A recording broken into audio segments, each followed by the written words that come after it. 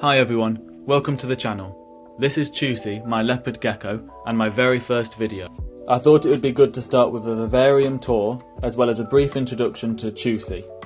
She's 4.5 years old.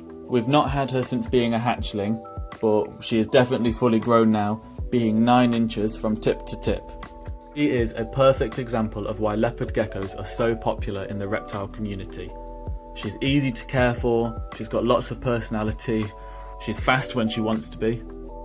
Come on, a little to the right. Nope, that's it. Well, I think, to be honest, that's probably a good sign that we should start with the vivarium tour and probably stop talking about Chusi. She seemed to have had enough of all that attention. So, I'll see you in a second. Here is a better look at her vivarium. It's 4 foot long, 2 foot tall, and 1.5 feet wide. It's split into 2 different zones. A tropical, more humid side on the left, an arid and dry side on the right.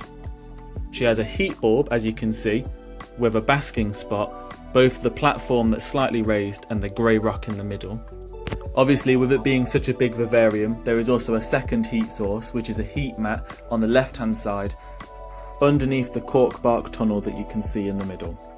She has 5 hides in total across the whole vivarium, 3 on the left that you can see vertically, 1 in the middle, and 1 on the very right, as well as plenty of hiding spots that you can see at the moment. This is just on the arid side behind the basking spot. She's probably just trying to find somewhere where I'm not pointing the camera directly at her. She likes the attention when there's definitely a potential for food, but at the moment she's just being fussy. So let's take a better look at the arid side, the right hand side. As you can see, the temperature is reading 29.2 Celsius. As soon as I've opened that door, it's going to start dropping, but thankfully the heat will just continue to bask down in that spot here. The rock stays quite warm, which is handy, allows her to have some of that belly heat. It's next to the water dish. The food dish up on the top, she doesn't really use often. She prefers eating crickets from tweezers. Yep, as you can see, the thermometer is already registering the fact that the door's open and it's cooling down. This here is her dry hide. It stays pretty warm, being constantly basked in the light above. And you can't have a reptile enclosure without some form of T-Rex skull just dotted around the place. But let's take a closer look inside the vivarium so we can see some of the smaller spots that you can't get from that angle. So at the back right, that's her toilet. She always goes there, nowhere else, which makes it really easy for us to clean. It's just once a month, take the sand out, replace it, make sure that she doesn't leave anything. Occasionally she tucks it right at the back. So it's always worth just double checking and making sure that nothing else is there. Against the backdrop there's a tunnel that leads upwards. It doesn't go anywhere, but it's just another spot for her to hide. The vivarium is designed so she can move freely without feeling impeded or always watched, and that's the best thing to do with animals. Here is the tunnel that you saw her in earlier. It just allows her to travel from one side of the vivarium without being seen to the other. Obviously, a good thing to do with your vivariums is always to think of ways that you can improve it. For this spot, again, it's her basking spot. I think there should be taller plants. That just means that she's a little bit more covered up, so if she wants to just rest directly in the open, she can. Here's the cork tunnel that goes from one place to the other, and I think I've just spotted her. Yeah, there she is, so a bit of a closer look. Here is her second hide. She uses this one predominantly over the dry hide. I think it just allows her to be a little bit more central. It's near her more favoured basking spot, and with it being a little bit more out the way and hidden, she might just feel a bit safer. So yeah, this rock here, that's her favourite basking spot. There's a little divot right there that occasionally I'll fill with water, so that if she wants to have a little drink, she can, which is always good, just to give her, again, more choice. It's the best way to be when keeping animals. I think with it being the most central part of the vivarium, it just allows for a more balanced heat. She normally goes there in the middle of the day, or after she's had a bit of food, she'll just sit in the coconut for a bit. She can keep an eye on who's going past, but she also just has her own little space. Right at the back there is another cork tunnel. That's closer to the glass. That leads to the humid hides, as well as the back wall here. There's plenty of space, obviously with the backdrop being so vertical. There's lots of different spots that she can sleep on, and lots of places that she can go. I don't think we're going to get anything out of her at the moment.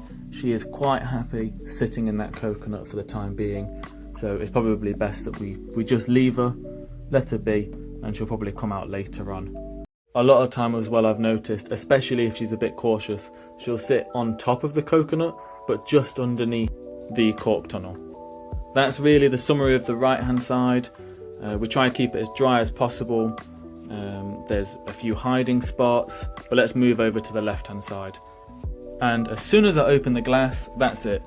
She's heard the sound, she thinks it's food, she's just going to be staring at me constantly. That is normally where I find her, with her head just rested over the rock. I think it's a good place for her, she feels most comfortable. It's a bit of an odd angle. It allows her to stay cool on the body, I imagine, but she gets the heat on her head and she can see what's going off without feeling too exposed. As a brief description of the wall, it's made out of expanding foam, grout and sand, as well as some polystyrene sheets.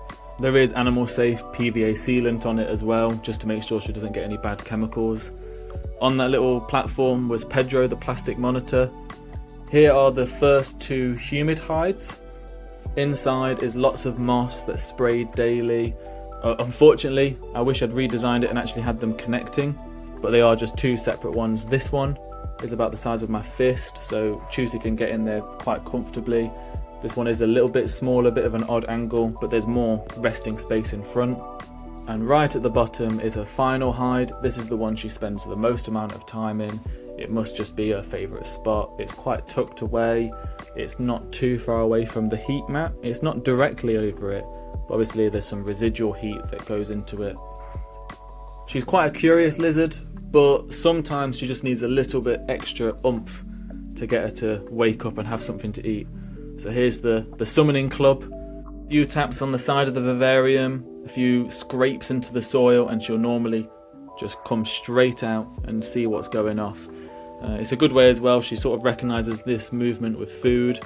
So normally if she was in her humid hide, she would be really interested, really engaged, she'd be coming out straight away. This here is the only live plant that we've got. We used to have a few more, but they died. I'm not exactly sure what was the difference of treatment between that one and the other 2. Ideally, we get more plants that across the whole vivarium. Here she is, still staring at us, still wondering what's going off.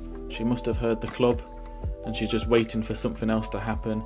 She probably thinks that crickets are on the way, but she had them all yesterday. She can't have any more. That is the left-hand side of the vivarium done. So let's close this side of the glass. I'm going to try and see if Chusi wants to come out a little bit. She is very interested in what we're doing. We've made a real racket with the glass moving backwards and forwards. So what I'll do is I'll just open the other side of the glass so that we can try and get her to come out, so you can have a better look at her, see if she wants to engage with us for a little bit. She is very interested. If she really didn't want anything to do with us, she would have ran away. There's plenty of spaces for her to hide, but no, she's definitely wants some attention, but she's just not decided what. Oh, quick lick. Yeah, she's not too nervous. And to be honest, it's the one thing I didn't realise after making even just a few videos that have just a few shorts. There's just a little bit more time that I've spent with her. She really is a lot more confident. She already was a really confident and friendly gecko. She was quite happy to sit with anyone, sit on the back of their shoulder, just spend time with humans. There's never been an issue, but these last few weeks, she really is just wants to be with people. And like right now, it's very rare without me having to use live bait or just the club to get her to come out that she's just willing to just be out in the open and sit and just pose. So it's something that I'm going to keep trying, keep spending time with her as much as I can. It's been an absolute blast. A few things that I'd want to do with the vivarium, I think this is a good way to conclude the video, is ideally make it a full bioactive tank. There's plenty of space for her. She's a big girl, but you know, it's a 4-foot viv. There's definitely room to improve. But thank you everyone for watching. I really appreciate the comments and feedback I've had already. If you want more gecko content, if you want to see Chusi more often, please like and subscribe. If you have any tips at all, please put it in the comment section. I'd love to know. Thank you again for watching. Really appreciate it. Everyone, have a nice day.